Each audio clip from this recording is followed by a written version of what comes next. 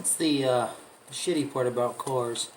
Is sometimes you buy one part that you really need for the vehicle, but it causes you to have to modify just about everything you have to make it work. And this is what happened with this traction bar I got. It's an innovative traction bar. I was actually trying to go with K-Tune, but some stuff happened where that didn't work out and I had to go with innovative. Well, it's not fitting exactly how I want it, so I'm going to try to readjust my turbo, spin it, so that my hot side is on the driver's side of the car and my cold side is on the passenger side, and see if I can't route my piping. Now if I had a TIG welder and I was good with TIG and aluminum, this would be no problem. I could just make my own, take it together and be good to go. But like I said, since we don't have that option and I don't feel like spending a whole lot of money to go get it done, we're just going to try this first and see how well it works. So I just got to take all these bolts out, this manifold. They're all 12mm. Once I get that out, I can take the 4 bolts holding the turbo to the manifold off, and I can rotate it around. Now I will have to adjust all my vacuum lines. I'll have to change my oil return line, and I'll probably have to make all new exhaust and everything like that, which it's not that big of a deal, it's just more time consuming. But I'm hoping that by turning it I'll be able to clear this bar a little bit better. So we're going to try that first. Just turn it around, put it back on, and see if we can't clear that bar before we start to do everything else.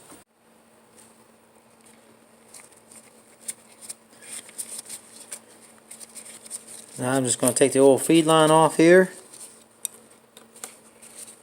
Just 2 6mm Allen bolts is what I have.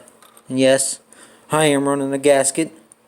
For all the turbo rebuild guys I talk to, they get really upset when you run RTV as a gasket on here. They very much ask that you use a gasket and not RTV. So I try to stick to what they tell me.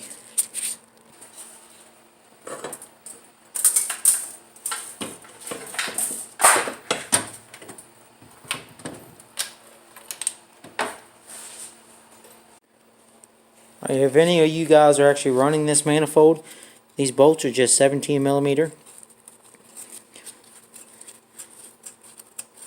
So I just have it, it's just normal bolt that came with the kit. I just put a lock washer and a regular washer underneath of it to try to help this stay together.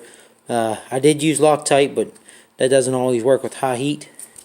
You can use the red. I'm just not a big fan of the red Loctite. I always try to use the blue, because red normally takes a lot of heat to get to come loose, and blue's pretty easy if you gotta change it out. And I never planned on staying with this turbo very long, so I wanted to make sure it was pretty easy to switch out.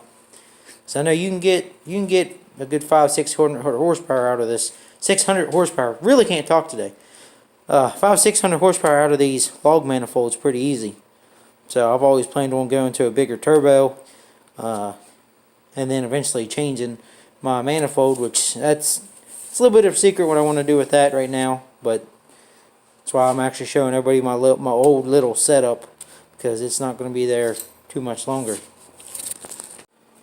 Well guys, that was a failed attempt at turning the turbo the other way. Too many variables now. I can't get my old dipstick out because it goes through this hole right here, and now it's kind of hitting off the hot side of the turbo. It's not going to reach.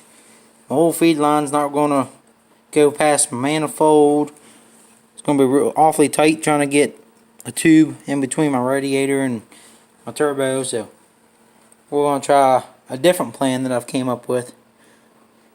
If this plan doesn't work, well, I guess I'll just have to pay somebody to make me some piping. But we'll try this next plan and hope for the best. Alright, so I got the turbo set up back on. Like I said, I had to switch it back from the way I thought was going to work to the original way. And what I'm going to have to do now, I'm going to have to make some modification to my tube. It's barely just hitting off this radiator support, so I'm going to go ahead and trim that up. Give me a little bit more clearance so I can get that to tuck in.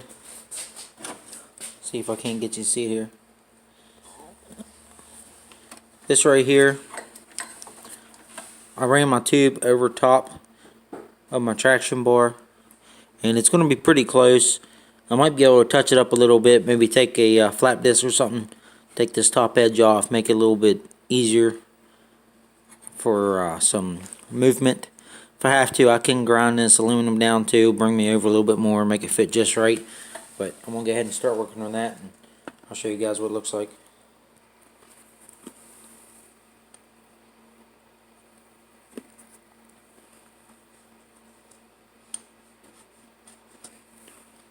You can kind of see the mark. Alright, so there you can see that a little bit better. Made my mark. I'm going to go ahead and cut that with the cutting disc, and then I'll just round off the edges with a flap disc, make it look a little bit better, a little safer. There's a better look. Traction bars.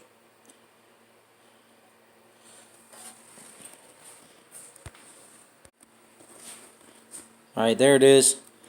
I got the light turned on. Maybe it'll help you see a little bit, but I just cut all this off. Kind of rounded it out with the flap disc.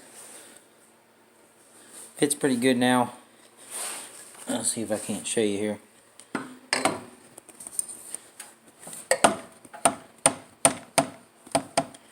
There's all the way on. I got a pretty good gap now. Anything I have left that I want to do is it is hitting my bar right there.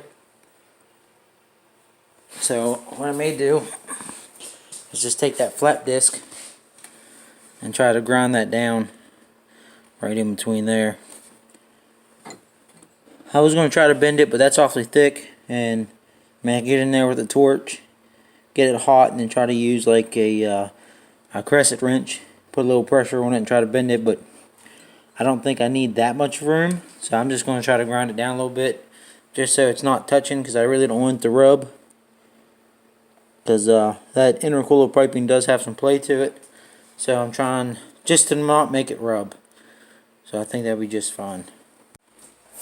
So it's kind of hard to see in there, but I did bend it a little bit. I heated it up with some MAP gas, and then I bent it with hammer mixed with a big crescent wrench. Gave me a little extra room to play. Also went ahead and painted that spot that I did here. It's still dry, so I really don't want to touch it. But who cares if it gets a little overspray on it, be okay. But I'm happy with it. Like I said, I bent that piece. I did do a little grinding with a flap disc on it, and I just painted it with some heat temperature flat black. So I'm pretty happy with it so far. I may have to make more adjustments as I go along, but for right now it looks like it's going to do okay for what I need. Alright, I got it back together. We're going to just try it. It'll work until it doesn't, but I got it wrapped around, tucked up in there pretty tight. I got most of the clearance that I needed. I'm still hitting on the bottom here, underneath this pipe, right on the traction bar. Like I said, I might grind that down a little bit more, but I'm just going to try it for now. I pretty much decided I'm just going to have somebody make me a pipe for this, but for right now, just get it up and running so I can take it to the shop and have them do it for me. They'll work just fine. So I guess the next step, I'm going to start adding my downpipe, my dump tube. Might even start working on the fuel system. But that's about it for this episode. I'll get back and show you more in the next episode. But if you like what you see, or you just want to follow me and see what I'm getting into next, please like, comment, subscribe.